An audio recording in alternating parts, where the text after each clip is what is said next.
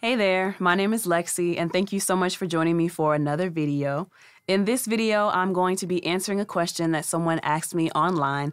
I actually put out a post a couple months ago, I think, on Instagram, asking my followers what kind of videos would they like to see on YouTube, tutorials or, questions getting to know me a little bit better. So somebody asked me the question, how did you get your start in production and engineering?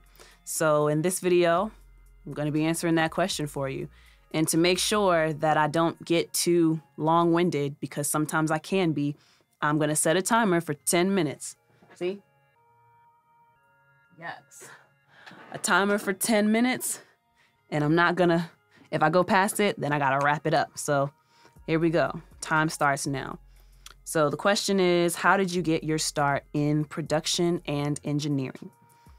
I have been singing since I was 3 years old, and I've been writing music, writing songs and poems since I was 8 years old. Growing up, I always knew that I really loved to sing, but I didn't necessarily know too much about it, when I was like under 10 years old. It's just something that has always stuck with me. So the only thing about it was I always knew I had the talent, but I never necessarily knew what different paths I could take and how to go about being in the industry at that young age. I just knew that I wanted to sing. But the type of environment that I grew up around, and I'm trying to stay as eloquent as possible, the type of environment that I grew up around, I think a lot of kids in general, parents push their kids to, we're always taught, after middle school, you go to high school, you graduate high school, and then you're going to college. Without even necessarily knowing what you're going to do in college, it's just the mindset that everyone I know has grown up with, has been having that mindset pushed onto us. After high school, you're going to college.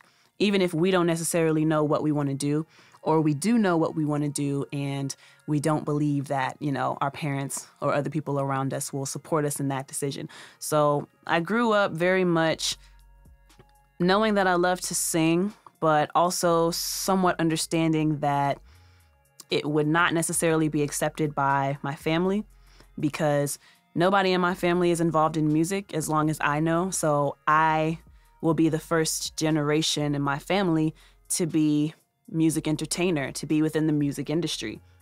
And plus my dad is from Jamaica, West Indies parents, island parents. That singing music is not a real job. So you got to find something that's practical. And actually when I was in middle school, was it middle school? Elementary probably, if I can even remember when Legally Blonde came out. But when I was younger, I used to think that I wanted to be a lawyer because of this movie called Legally Blonde, featuring Reese Witherspoon as Elle Woods. That was my favorite movie growing up. And in the movie, she put her mind to being a lawyer, for personal reasons. She was trying to get her boyfriend back, but she put her mind to it and she was able to do it. So I thought, if I put my mind to it, I can do it too. But then I later found out being a lawyer, that's a lot of reading, a lot of litigation, judicial language, stuff that I wasn't willing to learn and something that I wasn't actually passionate about. The movie just made it look so cool.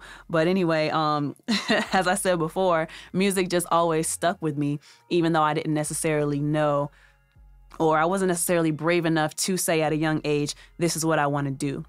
I think I always mentioned it to my family, my parents, but I was also a really shy kid growing up, so I don't think anyone really took me seriously because I didn't even like really singing in front of them. Once I started getting a bit older, it was something I kept very much to myself and kept very low key, to the point where I would be in the garage recording albums, but I was in the garage because I thought nobody could hear me. That was my little space. Little did I know. I'm sure they could very well hear me, but I just tried to keep it hush hush. But anyway, I said all that to say I went through a period of time where I wasn't sure. Oh, and someone's about to come in. I wasn't sure that my family would accept it, so it wasn't something that I pursued until I started getting into high school and understanding that, all right, this is something that has stuck with me for so long.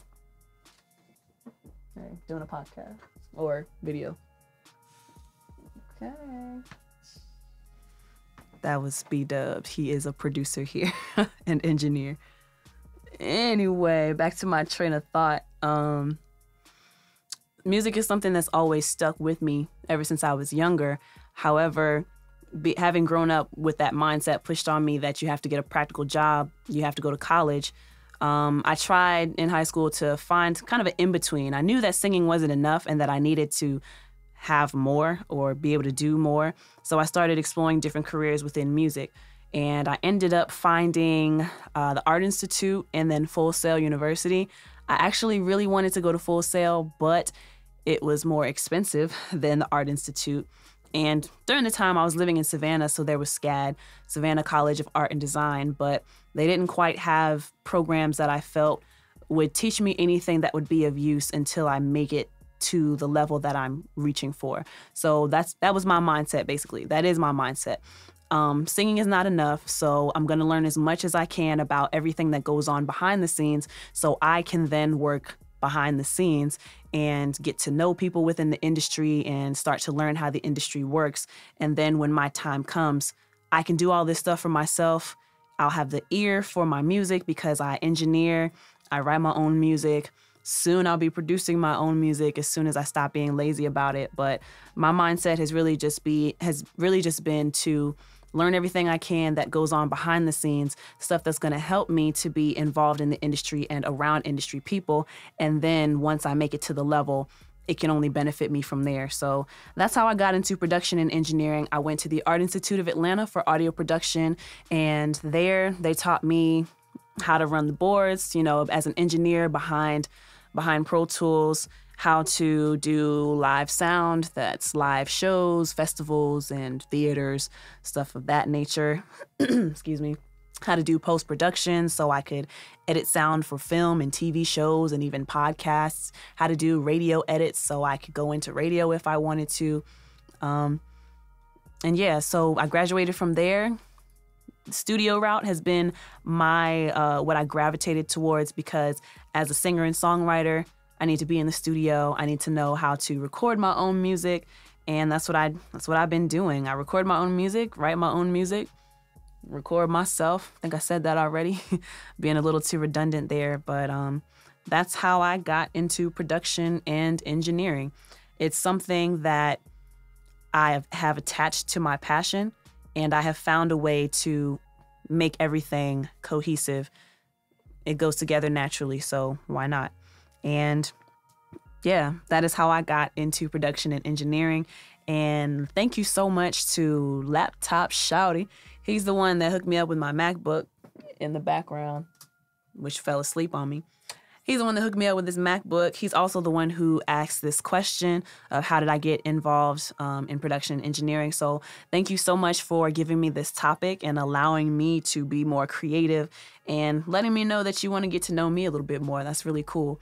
If you liked this video and if you would like to know more about me, or if you have any more questions about my experiences in the music industry so far, my experiences in studios or as an artist, or if you have some questions about how to do certain things in the studio or how to be in the studio, that's exactly what my channel is about.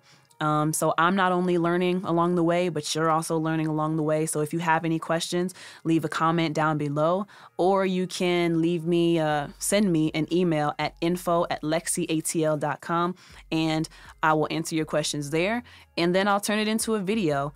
But if you like this video and you want to hear more stuff like this, give me a big thumbs up. Also, please don't forget to subscribe if you would like to hear more content like this, and also hit the notification bell next to the subscribe button so you'll be notified each and every time I post a new video. But thank you so much for watching again. My name is LexC. Until next time, peace. Somewhere between psychotic and iconic, somewhere between I want it and I got it, somewhere between I'm sober and I'm lifted, somewhere between a mistress and commitment, but I stay down, boy I always stay down.